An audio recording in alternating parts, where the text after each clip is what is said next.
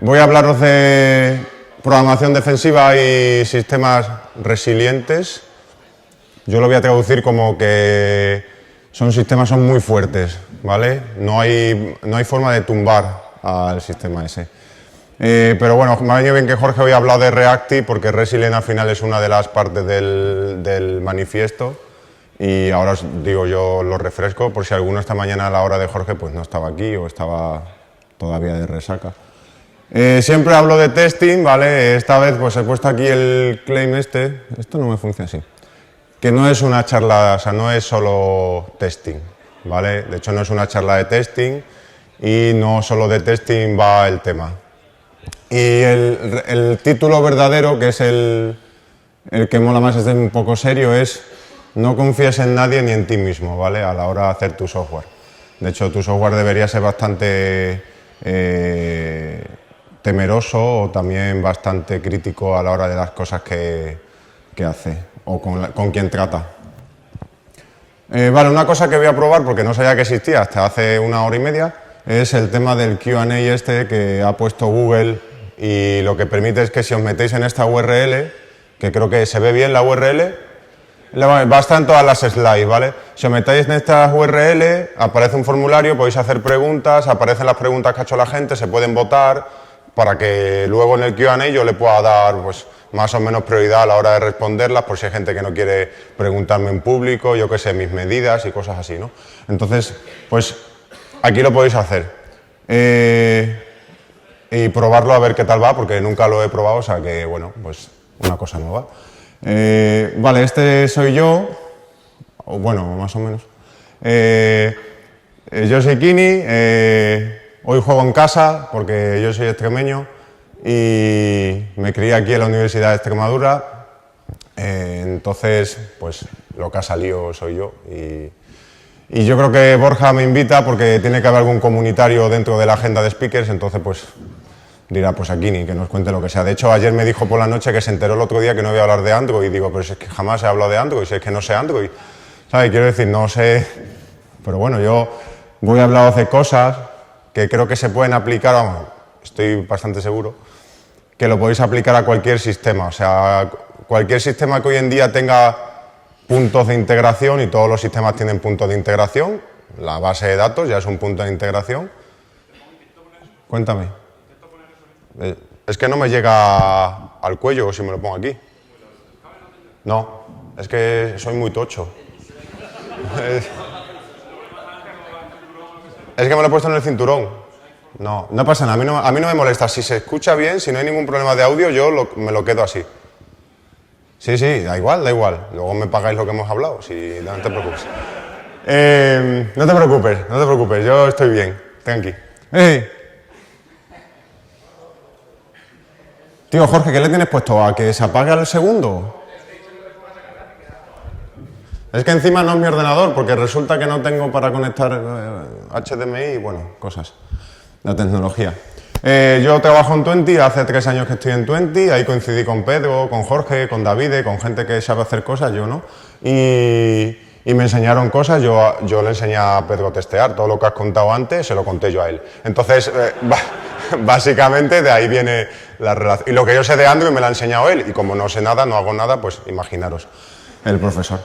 Y bueno, os voy a contar un poco mis penas, ¿vale? Vengo aquí, no vengo a dar pena, pero igual luego si me queréis dar abrazos, podéis hacerlo. Voy a contaros penas y cómo hemos aprendido de esas penas, ¿vale? En Twenty. Yo aquí en Extremadura nunca había trabajado para proyectos tan grandes como el que tenemos allí. Son 600.000 clientes alrededor del mundo, 300.000 en España. Y eso hace que haya una interacción entre los clientes y tus sistemas y otras tantísimas partes que se integran con tu sistema, con la cual yo nunca había convivido y no sabía que tenía que aprender cosas que he aprendido durante estos años, porque son esenciales para que tu sistema funcione como correctamente, sobre todo desde el punto de vista del usuario.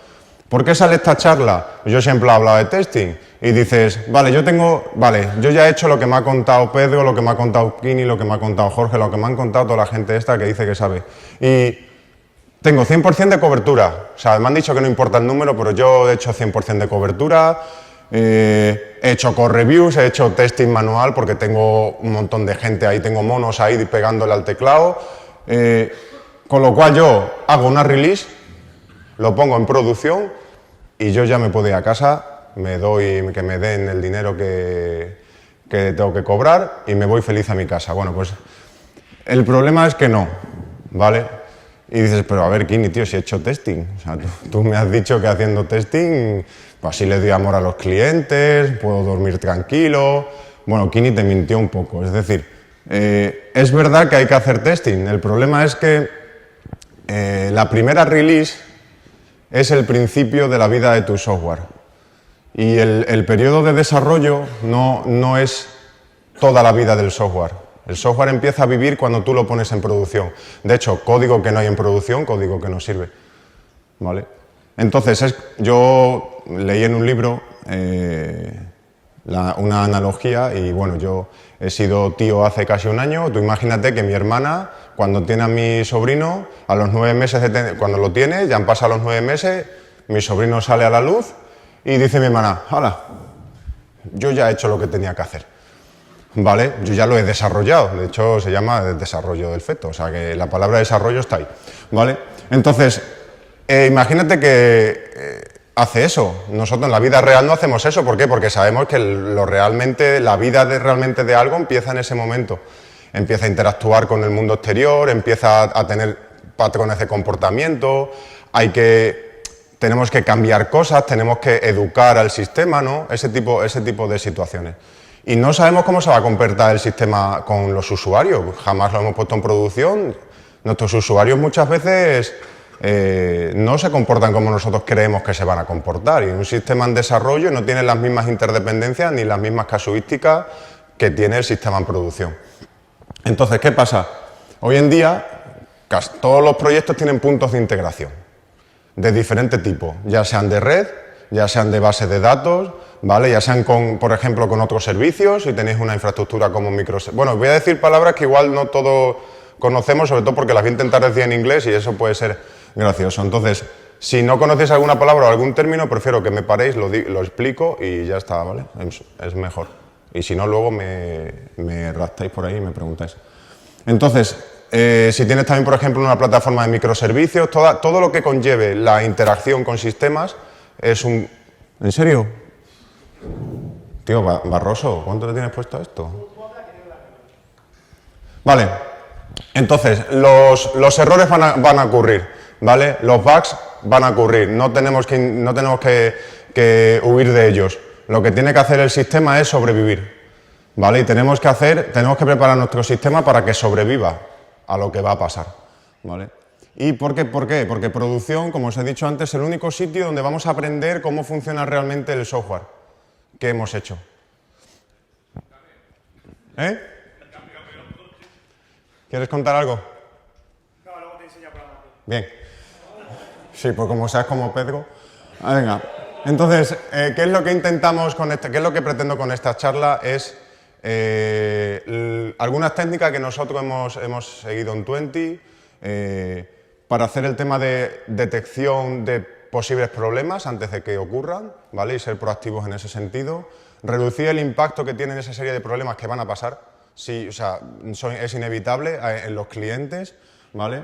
Saber sobre todo por qué algo ha ocurrido, porque pueden ocurrir muchos problemas, pero como no tengamos mecanismos para detectar la raíz de ese problema y a qué afecta y cuándo se produjo, qué fue lo que lanzó ese problema, lo llevamos muy mal, estamos muy ciegos en eso.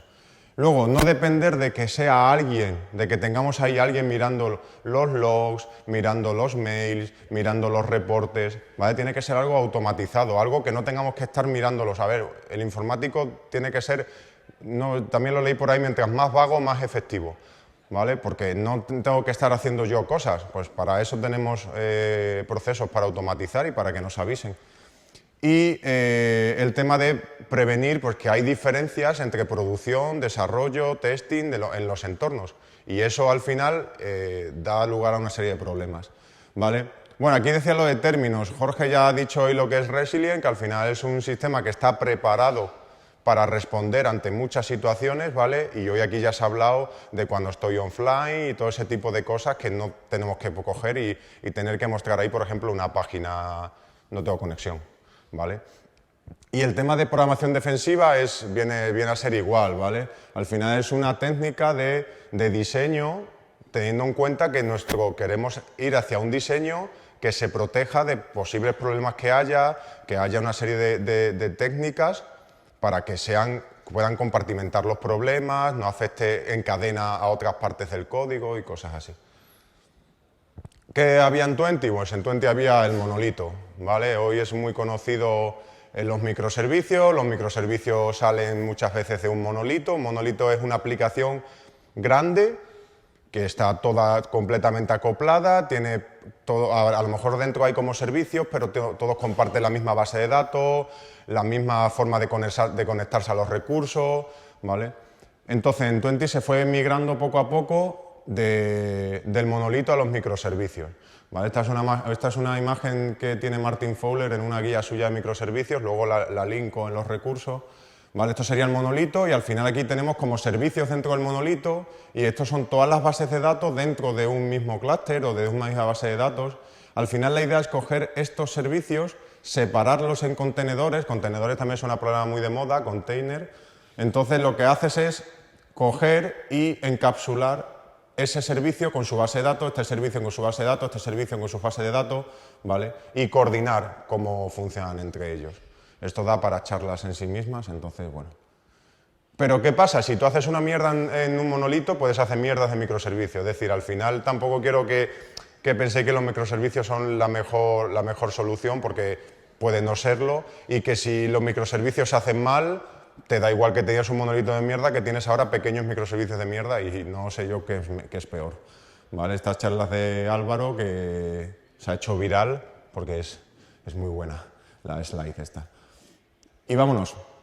Entonces, mundo real, ¿vale? Os voy a poner una serie de ejemplos, espero llegar hasta el final, ¿vale? Y os voy a contar historias y luego os voy a contar qué hicimos, ¿vale? En general, casi todo hay una historia, ¿vale? ¿Qué pasó aquí? Bueno, pues aquí cogimos un día y sacamos a producción un viernes por la tarde, cosa que yo dije, pues que tengo test, pues sacar a producción un viernes por la tarde. Y sacamos a producción viernes por la tarde y el sábado a mediodía nos dijeron que estábamos cobrando a la gente 3.000 euros y dejando en números rojos sus tarjetas. ¿Por qué pasó esto? Pues porque había interdependencias entre sistemas que no eran las adecuadas. ¿Qué más cosas han pasado? Por ejemplo, nosotros tenemos un proveedor que nos va mandando notificaciones de cosas que le pasa a un cliente. Pues el cliente se está quedando sin bono de datos, el 80%, el 100%, no sé qué. Entonces nosotros cogemos esas notificaciones y hacemos cosas. Pues mandamos un SMS, te has quedado sin datos. Mandamos información, por ejemplo, a BI para que tenga cuánta gente ha consumido su bono. Pues ¿qué pasa si tenemos mucha lógica que depende de esas notificaciones y el proveedor no nos manda las notificaciones? Porque ha tenido un problema.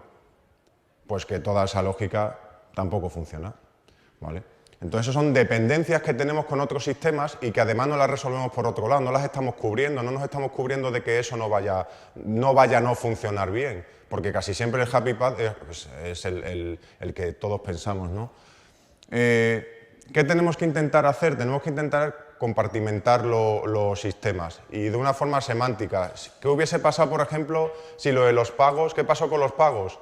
Que hicimos una release a producción y hubo un cambio de sistemas y eso hizo que al redesplegar todos los servidores se tomase en cuenta ese cambio de sistema que estaba mal hecho, separaron todos los jobs que procesaban pagos. Entonces el sistema de pagos pensaba que no se estaban procesando los pagos y los hacía una y otra vez, ¿vale?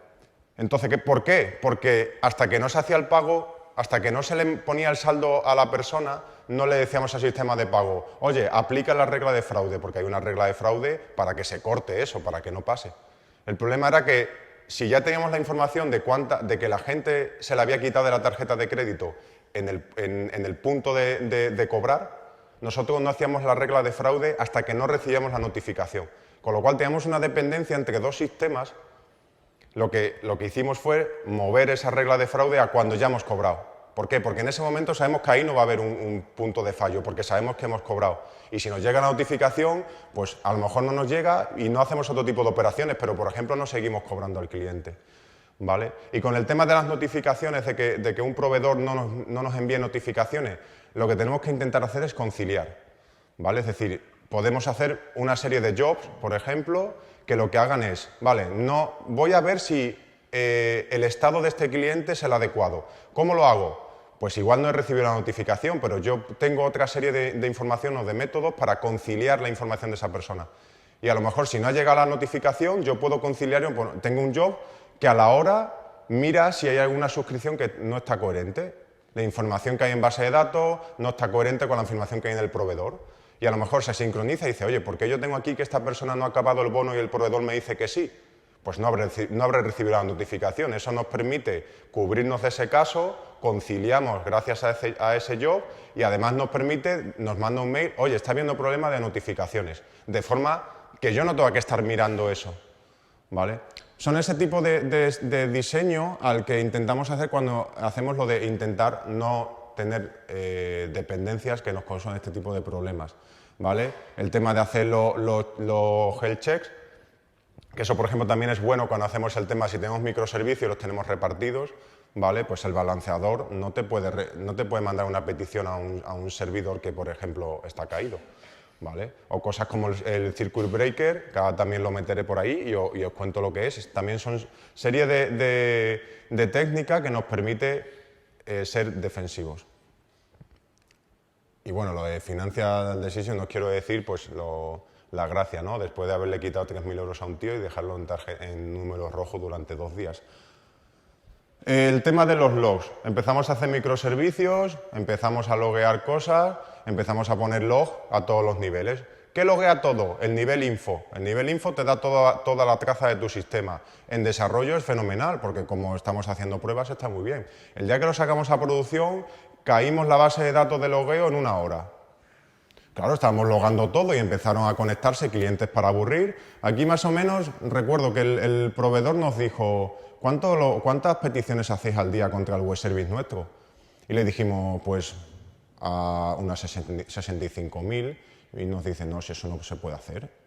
Y nosotros sí, nosotros lo hacemos. O sea, no, quiero decir, si no se puede hacer es tu problema, pero nosotros logamos un montón de información al día. Y una noche, por ejemplo, que hay gente que es de contrato y los días 25 cambia de mes, tenemos 1 millón de notificaciones en 4 horas. O sea, 1 millón de interacciones con tu sistema en 4 horas. Y este hombre nos decía que 65.000 al día eran muchas. Entonces, imaginaros la información que nos estaba logando eso. Pues tiramos la base de datos de donde se estaban guardando estas cosas y las máquinas se llenó el disco de ficheros. Y claro, eso produjo también un problema en cadena, ¿vale? Entonces, ¿pero qué pasa? Que por el lado contrario, si tú no haces log, no sabes nada, ¿vale? Me alegra que habéis cogido la referencia. Entonces, ¿qué es importante? Es importante logar cosas como, por ejemplo, las entradas y salidas con las terceras partes. También tuvimos una casuística que se le estaba cobrando a los clientes un top-up, que es lo que llamamos nosotros una recarga de saldo, con el IVA aplicado 2 veces. ¿Vale? El proveedor decía que éramos nosotros y nosotros decíamos que eran ellos. ¿Quién lleva razón? ¿Vale? La única forma de detectar ese tipo de cosas es, por ejemplo, esto. Empezamos a logar las salidas y las entradas a su web service y eran ellos. Bueno, pues mala suerte. El tema de esto lo leen humanos, también hay para que lo lean máquinas, ¿vale?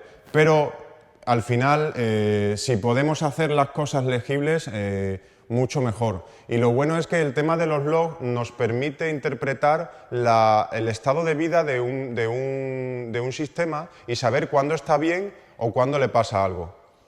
Porque al final acabas aprendiendo cómo tu sistema se comporta, ¿vale?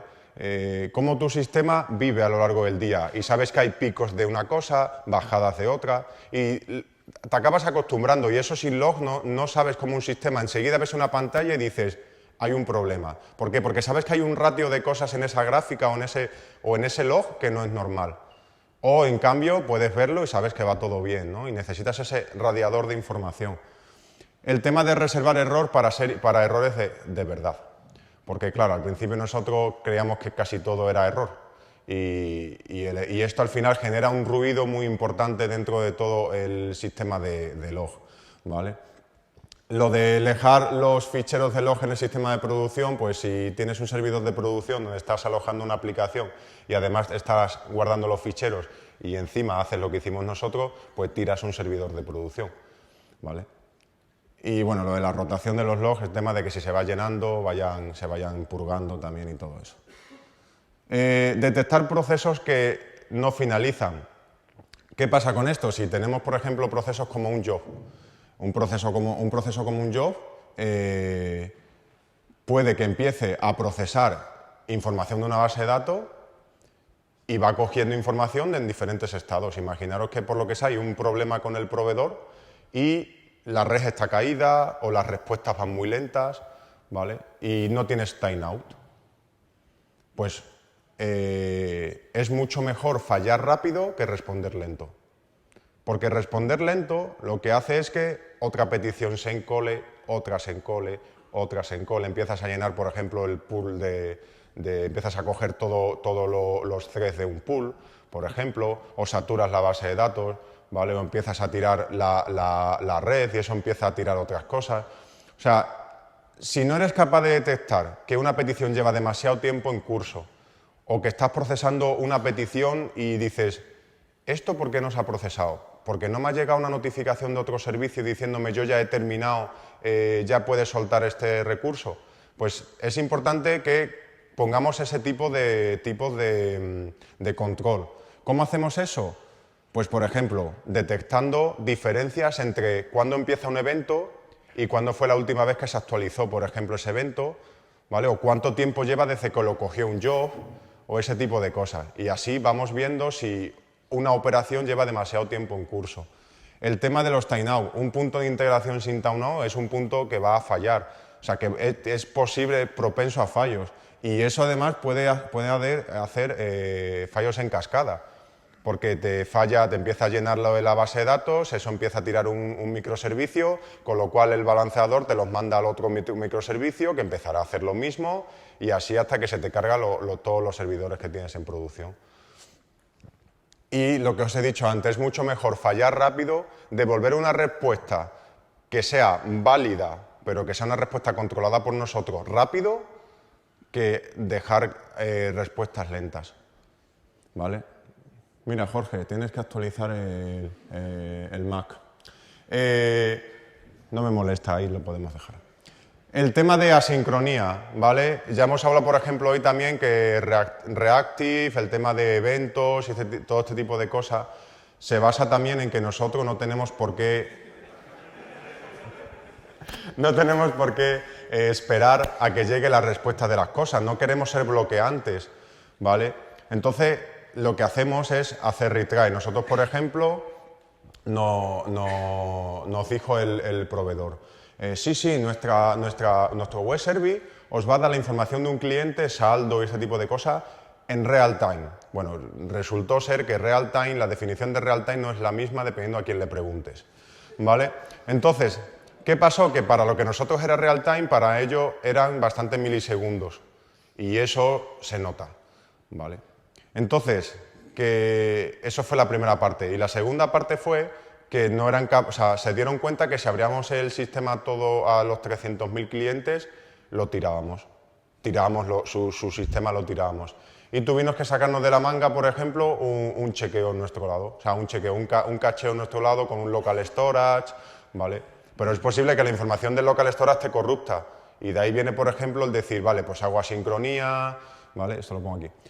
Hago asincronía, ¿vale? Con esa sincronía, pues la parte que esté esperando una respuesta, le tengo que decir, oye, la respuesta que tú quieres no está disponible, ¿vale? Sigue preguntando. Puedes decidir, entonces tú le das el poder al cliente, a quien pregunta a tu servicio, no lo quedas ahí esperando, ya te lo daré, ¿vale? O falla, o es infinito, o empieza lo mismo que os decía antes. Entonces tú puedes decir, oye, no la tengo, pero la estoy pidiendo, ¿vale? Y tu sistema dirá, vale, pues me espero. y empieza a hacer polling, lo típico de las ruedecitas o lo que queráis, ¿vale? O puedes dar una información y decir, oye, no está disponible, no la voy a tener, ¿vale? Y le da al cliente una respuesta, inténtalo más tarde, no sé. Pero no que se quede la aplicación bloqueada o que eso se quede una petición ahí infinita, ¿vale? ¿Dónde estoy aquí? Y el tema por eso digo también lo del retry. Y los retries también son importantes, por ejemplo, si el proveedor nos mandaba notificaciones y si por lo que sea a nuestro lado había algún problema, la notificación llegaba, había un error, se logaba la excepción y se dejaba de procesar. Pues si eso pasa alguna vez y tenemos que procesar una o dos a mano, sí. Pero si os hablo de que cada noche nos llegan 17.000 notificaciones, las noches que menos llegan, 17.000 notificaciones. Imaginaros que hay un problema y no se procesan 10.000. Pues cuando llego yo a las 10 de la mañana ya me quiero ir a casa, ¿sabes? Porque veo que no se han procesado 10.000, ¿cómo reproduzco yo 10.000 notificaciones? Si a lo mejor fue por un fallo puntual, que se cayó la base de datos, pues yo qué sé, durante un minuto han pasado cosas, ¿sabes? Entonces, ¿qué pasa? Pues un sistema de retry. Además, un sistema de retry limitando los intentos y espaciando los intentos en el tiempo. Si el sistema no funciona en el segundo 1, probablemente tampoco funcione en el segundo 2. No hace falta que hagamos un retry al siguiente segundo. Podemos espaciar los retries en el tiempo y llegará un momento en el que digamos, oye, ya no hago más retry, reporta o algo que aquí hay algo mal, ¿vale? Y el circuit breaker, hemos empezado ahora en 20 a aplicar esto, que el circuit breaker al final lo que hace es, por encima de tu punto de integración, lo que tienes es un circuito abierto, ¿vale? Y el circuito va dejando pasar peticiones. Va dejando pasar peticiones, si las peticiones van bien, aquello tiene una especie de contador en un periodo de tiempo, todo va bien, no pasa nada.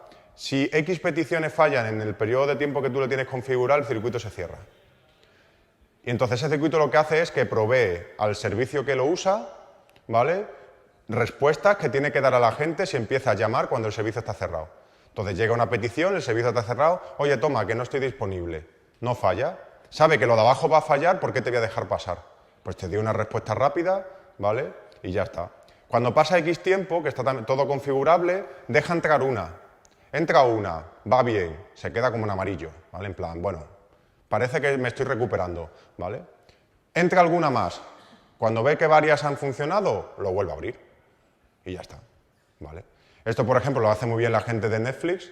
Tiene un stack para microservicios buenísimo y tienen un framework, librería, tampoco sé cómo llamarlo, que es History, que hemos empezado nosotros a usarlos ahora en 20 y que es básicamente la implementación del Circuit Breaker y es una recomendación. Los usuarios y el marketing. Os he dicho que tenemos muchos usuarios y tal. Los usuarios, la persona en general tiene el poder de hacer lo peor en el peor momento. Y claro, ellos no lo saben. Nosotros, por ejemplo, tú por la noche, a las 12 de la noche, tú imagínate que tú hoy se te acaba tu periodo de tarificación de ese mes y renuevas al mes siguiente. Y entonces se te renueva, pues tu giga empieza otra vez desde el principio y este tipo de cosas, ¿no? Pues tú imagínate que a las 12:01 de la noche tú te metes en la cuenta de Tuente a través de la app, ¿vale? Y miras cómo está tu cuenta, porque esa noche renuevas y deberías tener el giga completo. Y ves una cuenta rara y decides, no tengo bono, ¿por qué no tengo bono? Voy a comprar un bono y empiezas a hacer cosas que yo no esperaba que hicieras, porque yo no esperaba que mirases la aplicación a las 12:01 de la noche que renuevas. Entonces, ese tipo de casuística, ¿vale?, al final te obligan a hacer control y a capar funcionalidades porque en ese momento no puedes ofrecerlas al cliente, ¿vale? Y entonces muchas veces, aunque tengas un problema, por ejemplo, en el proveedor, en este caso el problema no era nuestro, era de un proveedor externo, pero depende de ti el solucionar esas cosas y el darle al cliente que entienda lo que está pasando. Oye, pues si no puedo hacer esta operación, ¿por qué me dejas que la haga? ¿Vale? Entonces nosotros lo que hacíamos por la noche es, te bloqueamos ciertas operaciones, ¿vale?, porque le decimos al front que hay operaciones en curso y ya está. Y cuando el proveedor nos notifica que tu bono está otra vez renovado y que tienes el giga, desbloqueamos tu cuenta y ya puedes verla. Entonces ese tipo de cosas no se nos ocurrió al principio, cuando lo pusimos en producción la primera vez. Yo no pensé que fuera a pasar. El marketing. El buen marketing puede matar tu sistema. Imaginaros nosotros que a veces mandan comunicaciones masivas, pues 200.000 SMS o 200.000 mails porque hemos sacado una tarifa nueva, ¿vale? Como pasó el miércoles pasado. Imaginaros que se saca un listado de clientes a los cuales hay que enviarles la comunicación. Y imaginaos que esto pasó, todo lo que estoy contando pasó, no el miércoles, pero no hace mucho. De ese listado hay gente que ya no es cliente de la compañía. O que tiene la SIM, lleva 6 meses sin usarla, ¿no? Y la SIM se te bloquea o algo así, ¿no? Hay un tipo de ciclo de vida que tienen la SIM de los móviles, ¿no? ¿Y qué pasó? Pues que en ese listado había gente que no tenía servicio de teléfono. Entonces le empezamos a enviar SMS y esos SMS nos empezaron a llegar como eventos de cancelación. ¿Por qué? Porque el SMS se enviaba, pero al no llegar se cancelaba. Y el proveedor hacía retry, se enviaba y se cancelaba. Nos empezaron a llegar a nosotros información de SMS enviados y cancelaciones, y enviados y cancelaciones. O sea, nos llegó por la mañana lo que nos suele llegar una noche de renovación de pospago, que son pues casi el 500.000 de notificaciones por la mañana, que es cuando tenemos a la gente despierta usando las cosas. Con lo cual se juntó una actividad de por la noche, que no era normal, con una actividad de por el día, que ya estamos en pico muchas veces. Pues eso fue, el marketing te puede matar. Entonces hay que ser proactivo. En este caso lo que hicimos fue, vimos la cierta casuística que se cumplía para la gente, que deberíamos ignorar esa notificación que llegaba, se hace un hotfix, se pone un feature disabling, que ahora os lo cuento, ¿vale? Y se controla que eso ya no lo tenemos que procesar, ¿vale? ¿Me va a llegar? Lo quito, y a partir de ahí, si vuelve a pasar el día de mañana, ya sé que no va a pasar nada, porque sabré que no tengo que filtrar ese evento, ¿vale? Y es lo que decía del tipo de software que al final vamos construyendo, ¿no? Que espera que malas cosas vayan a ocurrir. No es un mundo ideal. Y bueno, y el tema del incidente, al final la prioridad es levantar el sistema y luego ya me pondré a investigar, porque al final tú estás dando servicio a clientes, esos clientes pagan y lo primero es levantar el sistema como sea, o si hay que capar ciertas zonas que son las que tienen problemas, se tienen que intentar cerrar, una técnica que ahora os cuento, que es la del feature disabling, ¿vale? Pero lo primero es levantar el sistema y luego investigar, porque nos encanta investigar, nos encanta mirar por qué ha fallado algo, sobre todo si lo hemos hecho nosotros, cómo ha podido ser, ¿vale? Y eso no tiene que ser la prioridad tampoco. El feature disabling, eso también se llama el feature toggle, no, el toggle disabling. Bueno, Martin Fowler también lo cuenta, nosotros le llamamos, bueno, yo lo conocí en Twenty como feature disabling, no lo conocía de antes, ¿vale? ¿Qué pasa con esto? Por ejemplo, lo que os he contado del proveedor, ¿vale? Vino un comportamiento inesperado y de alguna forma había que caparlo, ¿vale? O por ejemplo, con las tarifas que sacamos este miércoles hubo un cambio en un montón de cosas en el sistema, en cómo se compraban bonos, en cómo se procesaban notificaciones, en unas cuantas de cosas. Imaginaros que nosotros tenemos que hacer varias releases una hora antes de que haya que sacar la promoción a live, que ha pasado otras veces en Twenty, Pedro y Jorge lo saben, que era las releases de las 8 de la mañana, ¿vale? Eso es algo que en Twenty se ha conocido. Y claro, llegar el día del día que tienes que sacar a producción algo que ya está cerrado con marketing, que ya está cerrado con publicidad, y además no tienes todo tu código puesto en producción, que ya no es solo ponerlo en producción, pueden pasar más cosas. Pues todo eso, una hora antes de que todo se vaya a abrir, ¿vale?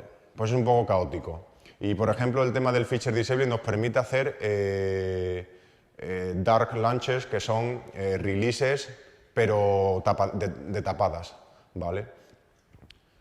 ¿Qué nos permite el feature disabling? Que es algo muy potente, nos permite modificar el comportamiento del sistema sin releases, ¿vale? Nosotros lo que hacemos es crear flujos en el sistema y los capamos con el feature disabling. Y cuando necesitamos abrirlo, modificamos el feature disabling. Modificamos vale, pues ahora tienes que estar abierto. Ahora tienes que estar abierto por porcentajes, ¿vale? O solo para estos usuarios, o solo para la gente de España, o solo para la gente de Perú. El feature disabling nos da esa libertad y eso nos permite hacer releases, todas las que queramos, ocultando código. Eso fue lo que hicimos, por ejemplo, este miércoles. Este miércoles no hicimos ninguna release y cambiamos un montón de cosas. Fuimos haciendo release durante el mes pasado. Las fuimos haciendo, fuimos integrando código, pero capado, ¿vale? Entonces sabíamos que ese código no iba a estar en producción porque lo teníamos cerrado, Llegó el miércoles, hicimos cambios de config y empezó a funcionar el flujo por ese código. ¿Vale? Entonces, es muy potente, pero también tampoco es bueno que hagamos if a mansalva con los feature disabling, porque a veces la técnica te puede decir, ah, bueno, pues tengo el feature disabling, lo uso para todo. Pero es una técnica muy potente. Nosotros sobre todo lo usamos para reemplazar viejo código cuando hacemos refactor, para que conviva el viejo código y el nuevo en producción hasta que sepamos que el nuevo ya funciona bien, o capamos el antiguo del todo y luego lo podemos borrar, ¿vale? O para hacer este tipo de lanzamientos. Y también los usamos mucho para corregir a lo mejor un bug o hacer algún tipo de prueba experimental que a lo mejor creemos que va a mejorar el rendimiento o cosas así, pero no estamos muy seguros de cómo va a funcionar. Lo sacamos pero con feature disabling, ¿vale? Y entonces si vemos que no funciona bien, no hay que esperar a una release, sino que lo capamos y ya lo quitaremos o ya lo arreglaremos, ¿vale? Pero no lo sacamos para todo, pero sí que es una técnica que usamos. Y tenemos una serie de ficheros de configuración que además permiten override por entornos para probar en test que esté abierto, en producción que esté cerrado, este tipo de cosas. Y el tema del deployment. El deployment es otra fase muy importante a la hora de sacar el código. De hecho, lo que se recomienda en el mundo Agile, por ejemplo, es desplegar desde el principio, ¿vale? En tu sprint 0 tienes que desplegar algo ya. Pero no es el gusto de tener que desplegar, sino lo que pasa es que estás probando todo tu proceso de desarrollo y de despliegue desde el principio. Porque desplegar puede parecer una tontería, pero puede convertirse en un dolor cuando tienes muchos códigos o test, o tienes que pasar por integración continua, luego tienes que desplegarlo por los servidores, ¿vale? El problema del deployment, nosotros al principio los microservicios los hacíamos a mano. Yo me metía a SSH y decía Tomcat despliega esto, Tomcat despliega esto, Tomcat despliega esto. Imaginaros que me equivoco porque yo soy un ser humano y me puedo equivocar perfectamente metiendo lo que sea y me cargo los sistemas, ¿vale? Entonces lo que hay que intentar es, las releases no deben doler, ¿vale? Una release debe ser algo normal. Nosotros en la parte del monolito de PHP suelen salir en 20 2 releases al día. Y luego en la parte de los microservicios, tantas como sean necesarias. Son más fáciles de sacar que la hace el monolito porque son microservicios, son muy pequeños, entonces son muy independientes entre ellos y tarda muy poco en generar el paquete que se distribuye, en desplegarse en los Tomcat, ¿vale? Mientras más hagamos, si hay que hacerlas, se hacen, no hay ningún problema, no tiene que ser un dolor. Hay que intentar tener el cero downtime, es decir, si yo tengo que desplegar, no tengo que tirar toda mi plataforma y decirle al cliente, oye, que estoy desplegando. ¿Vale? Entonces nosotros, por ejemplo, en los microservicios que tenemos un balanceador, varios microservicios, o sea, servidor 1, cáete, el balanceador sabe que a ese no se lo tiene que dar. Desplégate aquí, servidor tal, cáete, y así, ¿vale? Entonces debemos asegurar que no hay que tirar todos los sistemas para hacer un despliegue.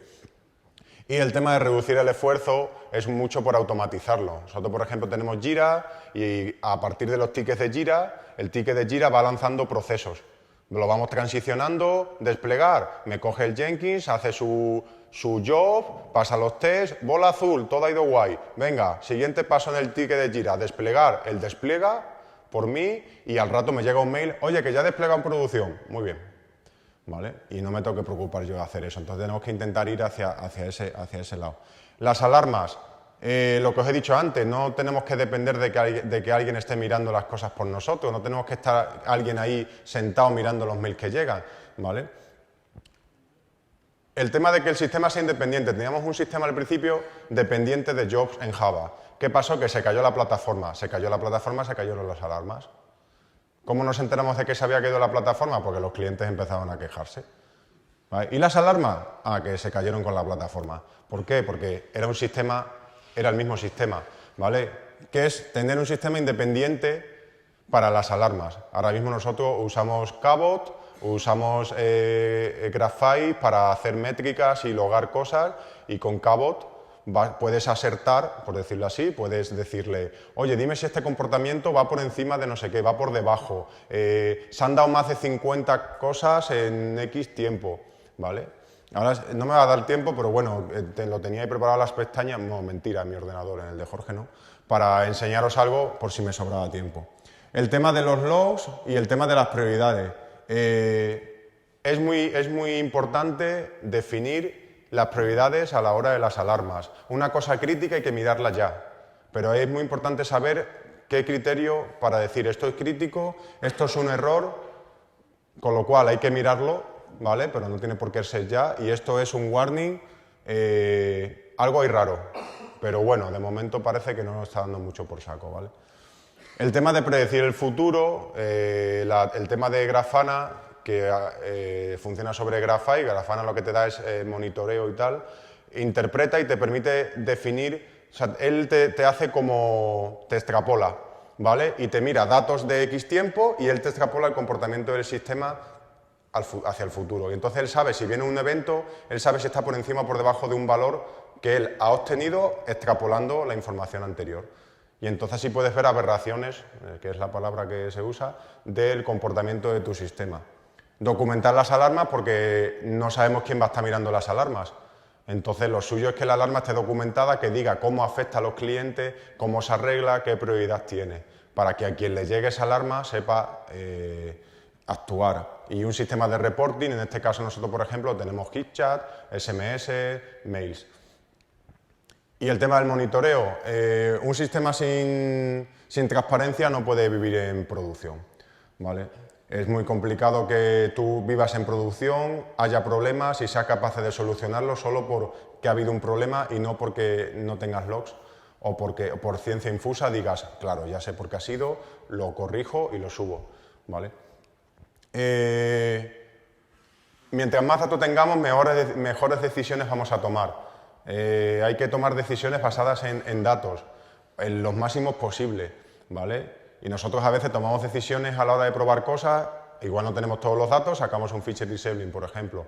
Pero la idea es decir, vale, toda la información, cuando tengamos toda la información posible, se toma esta decisión.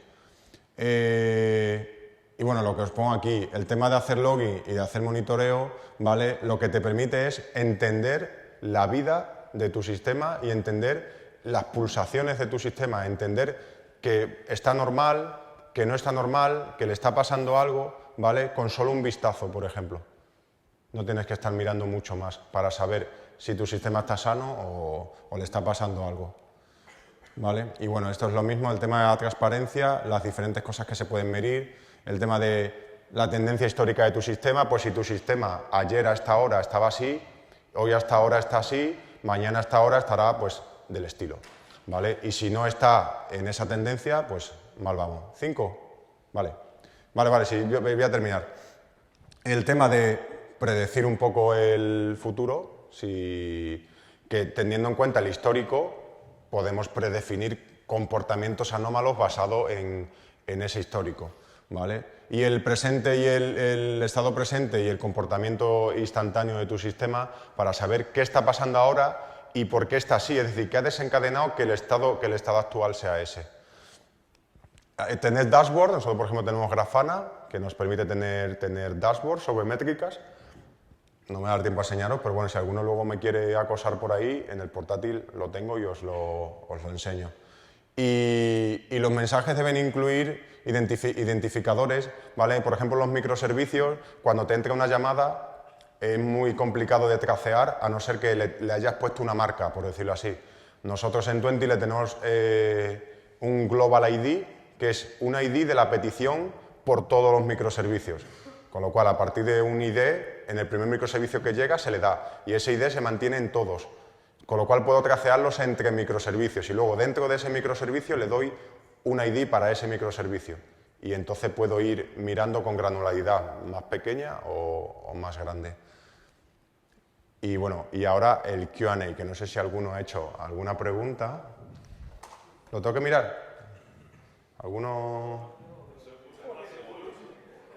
Pole, muy bien. Esto ha sido un foro cochero que seguramente habrá sido Pedro.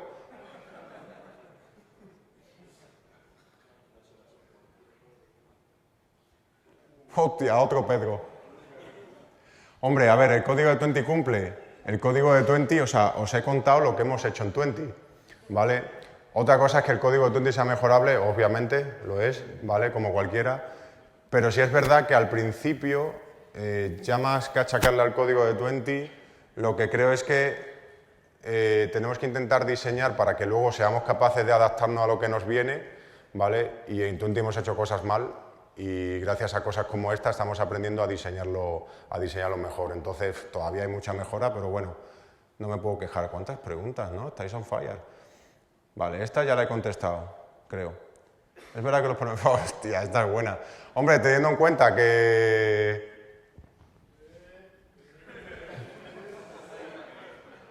Es que tengo que decir que sí, lo que pasa que igual como juego en casa y no hay muchos extremeños, pero oye, la Politécnica yo creo que es uno de los mejores sitios de aquí de Cáceres para estudiar informática, ¿eh?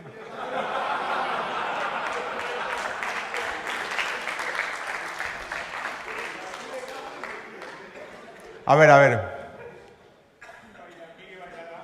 ¿Eh? ¿Quién baila? ¿Se puede hacer el cangrejo? Se hace el cangrejo. Oreste me ha hecho una pregunta de verdad, porque los demás lo implementamos, o sea, tenemos ahora mismo, la implementación que tenemos es hecha en casa, ¿vale? Entonces lo que tenemos son ficheros de config y tenemos ahí puesto, definimos las features, dentro de la feature la ponemos en qué entorno se va a efectuar, está todo hecho con YAML, entonces vas poniendo ahí properties, y luego tenemos una librería que se conecta, tú le dices, ¿está habilitada o está habilitada para esta suscripción? Porque a veces podemos hacer grano fino, ¿vale? Y así es como funciona, en base a ficheros de configuración, no en base de datos, ¿vale? De hecho, tenemos por defecto, todo está abierto, ¿vale? Hay que tener en cuenta cuál es el valor por defecto cuando haces un feature disabling para saber qué va a pasar si se cae la config, porque se puede caer la config también, ¿vale? Y bueno, creo que te he contestado. Sí.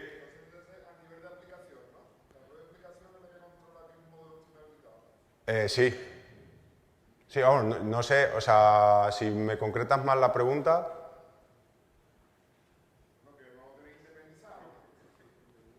No te entiendo. Ah, vale, tú dices si tenemos otro sistema que dice que está abierto y que no. O sea, no, dentro de la propia aplicación sabe por qué flujos tiene que ir y por qué flujos no. Pero el tema de las config está en otro lado aparte, ¿vale? O sea, es otro sistema aparte, el de las config incluso. Y hay otros ficheros de configuración, simplemente es una llamada ahí y el remoto se conecta a la zona de configuración y consulta. Pero no hay un sistema externo que diga qué está cerrado y qué está abierto, es la propia aplicación donde están definidos. No sé si es eso, pero... Oye, que creo que nos tenemos que ir, ¿eh? A ver, el código de 20 está ya contestado, está por supuesto, está también contestado, Kini baila, puedo hacer el cangrejo. Su campaña parece un tren de bocados sin freno, ¿por qué es tan popular? ¿Pero qué campaña? ¿Cuál de ellas? Porque el miércoles cambiamos de logo y el año pasado también, cada vez que venga un Fest cambiamos de logo. O sea que no sé qué campaña es. ¿Qué campaña es? ¿Qué campaña? Ah, sí. Pero he puesto esto para que me troleéis. Bueno, sí. Este ya no, este no.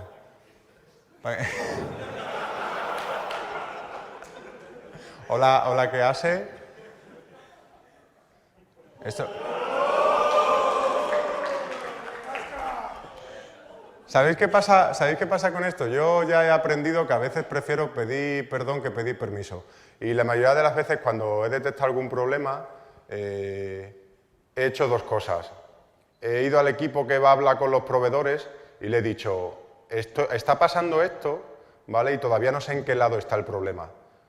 Pero también puede ser que ellos sean los culpables. Y luego yo me he ido a mi sitio y sabiendo que posiblemente hayamos sido también nosotros, porque suele ser el 50% de las veces,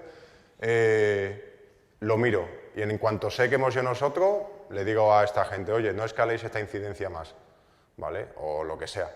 Pero no es siempre los proveedores, ¿vale? Es el 50%, de hecho no creo que haya dicho que siempre son los proveedores. Os he contado historias con los proveedores porque suele ser el punto de integración que más suele fallar porque es el que más se usa, pero antes fue un cambio de config de sistemas y eso no fueron los proveedores. O yo tiré todo 20 y a las 6 horas me fui con Pedro a Budapest a una conferencia. O sea que muchas veces no son los proveedores.